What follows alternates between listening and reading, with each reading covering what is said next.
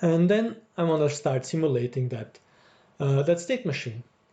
And I'll provide some constraints how I want to go about that, right? It should wait for my input before proceeding, that I provide an event, and so on. So I tell it that we want to start simulate, but it should start simulate with the initial state, and I should wait until I tell it that I inject a signal before doing anything, right? So it starts simulating, it goes to S1, which is nice, and then I start conversing with it basically with the simulation, right? I inject the event E1, let's see what it does with that. It understands this triggers a transition from S1 to S2. It explains to me what's happening, so that's very nice. It gives some very elaborate feedback.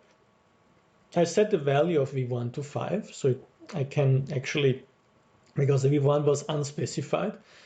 And if you experiment with it, you'll see if you don't specify it, you'll be like, say, okay, I don't know what the value is. But based on that value, it understands that the guard evaluates to true, but it also immediately does the transitions.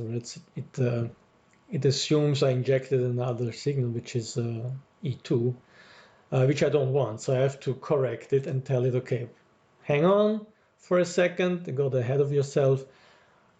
Wait until I tell you actually to proceed. Right? And it will remember that.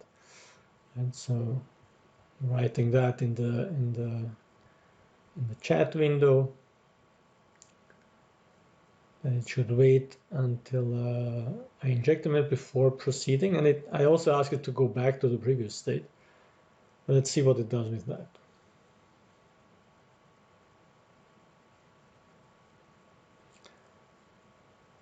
So it will wait, but it still isn't S3, so it didn't understand that quite well. So it would have probably to be more specific, but let's just, in the interest of time, restart the simulation based on that additional rule that I provided, right? So it's in S1, I inject E1, and it will go to S2 hopefully still, because you never know.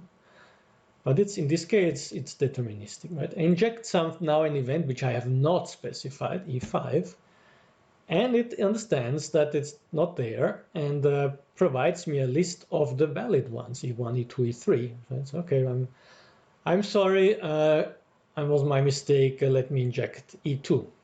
So I inject E2. Let's see what it does with E2. So the interesting thing here is not only it understands that E2 will trigger from S2 to S3. Also, it explains to me that I have set the value V1 to 5, and it evaluates to true, right? So that's quite impressive, right? That it provides an explanation of why it goes from S2 to S3. So that's very, very nice.